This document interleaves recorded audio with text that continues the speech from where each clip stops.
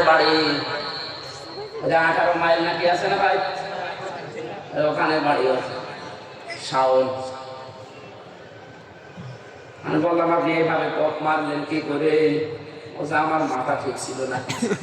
মাথা ঠিক ছিল না, কি হয়েছিল বলো? উপর থেকে আমাদেরকে জানিয়েছি, আমরা তাই করেছি। ছেলেটা বারবার বলছিল ভাই কিসের জামাত কিসের শিবির, আমি মুসলমান না, আমি আপনাদের মতো হাফ হাতা না, আমি ফুল হাতা। ফুল হাতা না, আমি এটা ওর কাছ থেকে শুনেছিলাম। আমাদের যে জেলা ছিল বেতুলা আলো, সেই দিনে আসতো তখনই মানুষ চিন্তিয়ে উঠতো যে ফুল হাতা আসতেছে, তার মানে তো মুসলমানই দেয়নি, এটা যে ফুল হাতা। ঠিক ঠিক বলেছে যে ভাই আমি মুসলমান না, আমি শিবির না, কিসের শিবির কিসের জামাত, আমি হিন্দু মানুষ। তারপর আমরা ছাড়ি নাই। কি করলেন আপনি এই কাজটা করে? এখন তো ফাঁসির আসামি থেকে যাবজ্জীব 30 বছর জেল কাটা লাগবে, জীবনটা শেষ হয়ে গেল। জেলখানায় যে আমি এতটুকু অনুধাবন করেছি, অন্যায় করার পরে যদি সাজা হয়ে যায় তার পাশে আর কেউ থাকে না। ঠিক, এখন অনুশোচনা আফসোস করা ছাড়া সারাটা জীবনে আজ কিছু নেই। এখন যিনি জল্লাদের দায়িত্বে আছে, আগে তো শাহজাহান জল্লাদ ছিল, এখন যিনি দায়িত্বে আছে ওর বাড়ি চট্টগ্রামে। এই লোকটা আমার সাথে মাঝে মাঝে দেখা করতে, বলতাম ভাই মুখে একটু চেক আসছিল, চেক করতে মোবাইল আছে কিনা।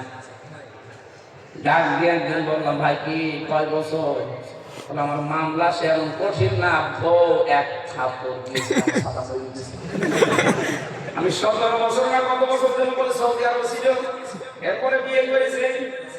বিয়ের পরের বছরে ওর বউর সাথে গন্ডগোল, কি ওর স্ত্রী ওর মার সাথে মিল নেই। আজ হাজারো পরিবার গুলো শুধু ওই স্ত্রী আর শাশুড়ি এদের মিল না থাকার কারণে ভেঙে যাচ্ছে। মাঝখান থেকে ছেলেরা রুচি হয়ে যাচ্ছি আমরা। এই পুত্রবধূর মন যদি আমার মনে হয় ব্রড মাইন্ডের হতো, ন্যারো মাইন্ডের না হয়ে কোন সন্তান বাংলাদেশে আলাদা হতো না। বৃদ্ধাশ্রম বানানো হচ্ছে এখন জেলায়। কালকে যেখানে ছিলাম ঝিনাইদহ সল্পগাঁয়ে একটা বৃদ্ধাশ্রম উদ্বোধন করে আসলাম। সেদিন গেছিলাম নীলফামারী কিশোরগঞ্জ থানা, বলে চলেন বৃদ্ধাশ্রম দিকে আসি। যে দেখি এই করে 20 জন, এই করে 20 জন মা বাবা বসে আছে। এদের চোখের দিকে তাকিয়ে আমি বুঝেছি প্রতিটি সন্তানটা, প্রতিটি মা বাবা ছেলে মেয়ের কাছে বরদোয়া দিচ্ছে। এই জন্য তো শুধু আমি সন্তান আমি দায়ী না, এও বাড়িদুল্লাহ এসব দায়ী না। আমার এই মাকে বাবাকে বৃদ্ধাশ্রমে রাখা, আলাদা করে দেওয়া, এর পেছনে দায়ী 100 ভাগের 80 ভাগ আমার বউ। ঠিক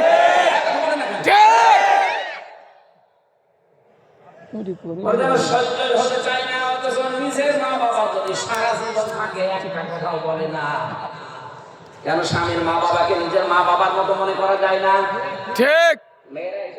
জি, সম্মানিত মা বোনের একটা গোপন আমল বলছি, জীবনে যদি স্বামীর মন পেতে চান, সত্যিকারের ভালোবাসা পেতে চান, স্বামীর মা বাবাকে নিজের মা বাবা মনে করেন। ঠিক।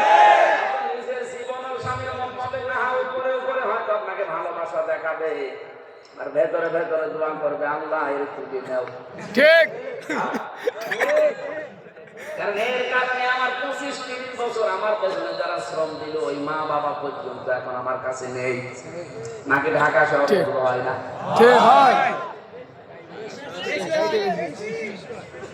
ঢাকাবাসী কোন মহিলা কোন স্ত্রী যদি চায় যে আমার স্বামী আরো বেশি দিন বেঁচে থাক, আমার স্বামীর সম্মান, আমার স্বামীর সন্তান, আমার স্বামীর এই প্রভাব প্রতিপত্তি, টাকা পয়সা, এগুলো আরো বেড়ে যাক, নবীজি বলেন ওই মহিলার উচিত তার স্বামীকে সব সময় তাকিদ দেওয়া, স্বামী তুমি যাই করো না কেন রক্তের সম্পর্কগুলো অটুট করো।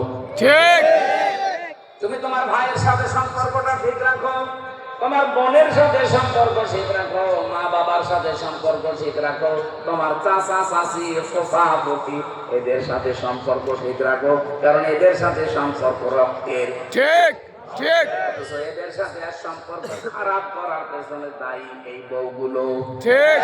আরে বউগুলোকে পিন দেয়, ঔষধ দেয় ওই বউর মা আর ওর বড় বোন। ঠিক। ওখান থেকে শুধু ঔষধ পাঠায়, ঠিক। আলাদা হয়ে যা। ঠিক। আমার মনে হয় ঢাকাতে এরকম কিছু হচ্ছে, এই জন্য এত আওয়াজ দিচ্ছে। কার কার বউ এরকম ছোট মনের একটু হাত তোলেন তো। না, আছে, এই যে আছে। একটা কোন জাহান্নামে আছে, আপনি টের পাচ্ছেন না, আমি টের পেয়েছি। ক্যামেরাটা একটু ওদিকে ঘোরাও। তাম দুনিয়ায় দেখা যে আল্লাহর ওলি একটা পাওয়া গেছে।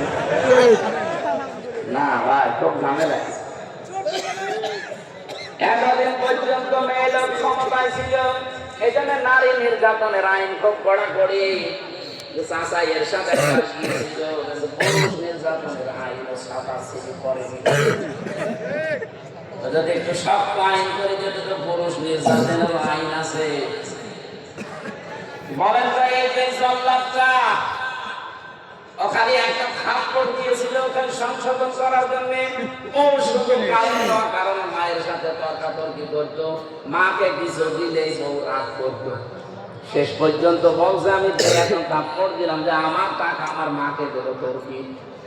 সাদা মরে গেল, আজ আমি 30 বছর জেল খাটতেছি। একটা মানুষ বলেন তো 17 বছর হয়ে বিদেশে, 20-22 বছর না হলে তো বিদেশ যায়নি। ঠিক। 20 বছর, 17 বছর আর 30 বছর 67। জীবনে আর কি থাকে? এটা জেল খাওয়া একটা অভিজ্ঞতা। আপনাকে আমি বলছি শিক্ষার জন্য, আবেগে পড়ে কোনো কিছু করতে যাবেন না। একবার যদি জীবনে কোনো ঝামেলা হয়ে যায়, সারা জীবন ওই 4 দেওয়ালের মাঝে বসে পস্তাবেন, কাউকে পাবেন না। আমি তো কিছু না করে গেছি তাই কাউকে পাইনি। আর আপনি অপরাধ করে যাবেন, আপনার বউ তখন অন্য জায়গায় চলে যাবে, ঠিক। ছেলে মেয়ে আপনার শত্রু হয়ে যাবে।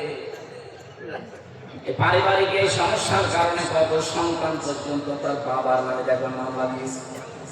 কে ভাই আপনাকে মামলা দিয়েছে? কে বলেন আমার ছেলে ওর মাকে নাকি আমি মেরে ফেলেছিলাম। বলেন নাউজুবিল্লাহ। এটা শুধু পারিবারিক জীবন গেল, সামাজিক আছে, রাজনৈতিক আছে, আন্তর্জাতিক কিছু নিয়ম আছে। আমরা যেন সতর্ক থাকি। যদি কোনো কারণে কোনো অপরাধের সাথে জড়িয়ে আবেগে হোক, কারো নির্দেশে হোক, একবার যদি আপনি